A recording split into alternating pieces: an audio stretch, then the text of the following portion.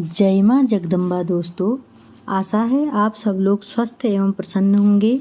मैं आपको इस वीडियो में देवशयनी एकादशी की कथा सुनाऊंगी। मुझे उम्मीद है यह वीडियो आप सब लोगों को अवश्य ही पसंद आएगी। अगर आपको वीडियो में कुछ भी अच्छा लगे तो प्लीज़ लाइक, शेयर और सब्सक्राइब करना ना भूलें। दोस्तों, जैसा कि मैं पहले ही वीडियो में बता चुकी हूँ, इस बार देवशयनी एकादशी 29 जून बृहस्पतिवार को पड़ रही है। बृहस्पतिवार भी भगवान विष्णु का वार होता है तथा एकादशी के दिन भी भगवान विष्णु की पूजा की जाती है, इसलिए यह दिन और भी ज़्यादा खास हो जाता है। हर महीने में 2 एकादशी होती हैं। आषाढ़ मास की शुक्ल पक्ष की एकादशी को देवशयनी एकादशी या हरिशयनी एकादशी नाम से जाना जाता है। मान्यता है कि इस एकादशी से 4 महीनों के लिए भगवान नारायण योग निद्रा के लिए चले जाते हैं। इसके बाद देव उठनी एकादशी पर वो योग निद्रा से जागते हैं। इन 4 महीनों को चातुर्मास कहा जाता है। इस बार चातुर्मास 4 नहीं बल्कि 5 महीनों का होगा, क्योंकि इस बार मलमास भी पड़ रहा है। जब मलमास पड़ता है उस साल चातुर्मास 4 महीनों का नहीं बल्कि 5 महीनों का होता है। जब भगवान विष्णु योग निद्रा के लिए चले जाते हैं उस समय धरती के पालन का काम भगवान महादेव संभालते हैं। चातुर्मास के दौरान किसी तरह के शुभ कार्य नहीं किए जाते हैं।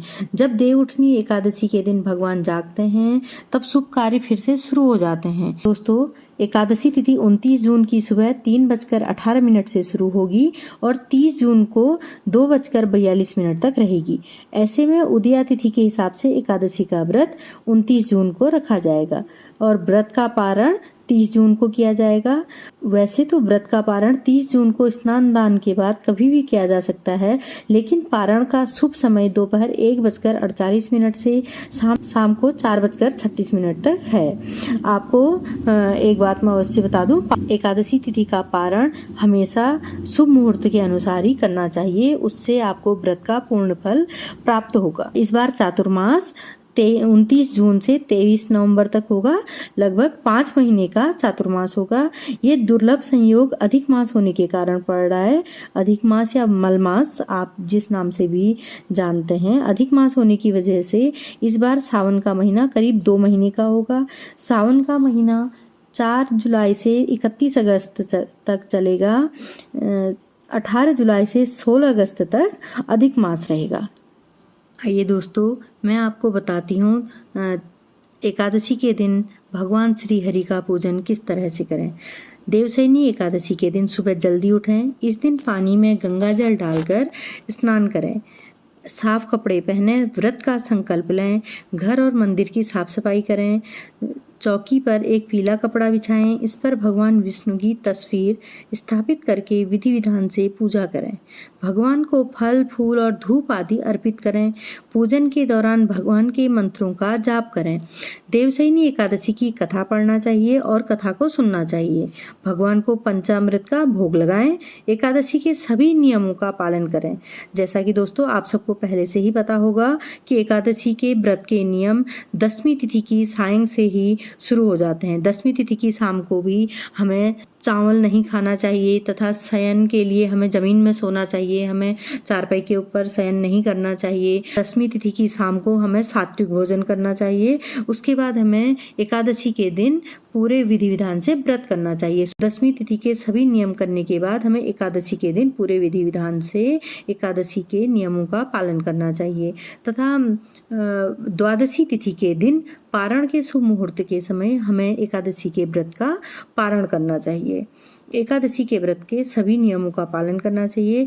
जो एकादशी तिथि का व्रत का पारण होगा स्नान और दान के बाद किया जाता है। देवशयनी एकादशी के व्रत करने से सभी पाप मिट जाते हैं और स्वर्ग की प्राप्ति होती है। एक बार धर्मराज युधिष्ठिर ने भगवान श्री कृष्ण से आषाढ़ शुक्ल एकादशी की व्रत विधि और महत्व के बारे में पूछा। तब श्री कृष्ण ने बताया कि नारद जी ने भी इस व्रत के बारे में ब्रह्मदेव से पूछा था, तो उन्होंने कहा था यह व्रत सभी एकादशी में अच्छा माना जाता है, क्योंकि इस व्रत को करने से कलयुग में रहने वाले जीवों को स्वर्ग की प्राप्ति होती है और जो इस व्रत को नहीं करता है वह नरक में जाता है।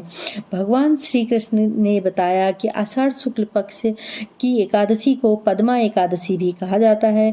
इस दिन से भगवान विष्णु योग निद्रा में चले जाते हैं, इसलिए इसे देवशयनी एकादशी भी कहा जाता है। दोस्तों आइए अब मैं आपको देवशयनी एकादशी की व्रत की कथा सुनाने जा रही हूँ। आप भी कथा का श्रवण कीजिए। सूर्यवंश में एक महान प्रतापी और सत्यवादी राजा मानधाता थे। वे एक चक्रवर्ती राजा थे। वे अपनी प्रजा की सेवा अपनी संतान की तरह करते थे। सब कोई वहाँ पर खुशहाल था, लेकिन एक बार लगातार 3 साल तक उनके राज्य में वर्षा नहीं हुई, जिसके कारण अन्न नहीं हुआ और अकाल पड़ गया। भोजन के साथ ही यज्ञ आदि के लिए भी ये अन्न नहीं था।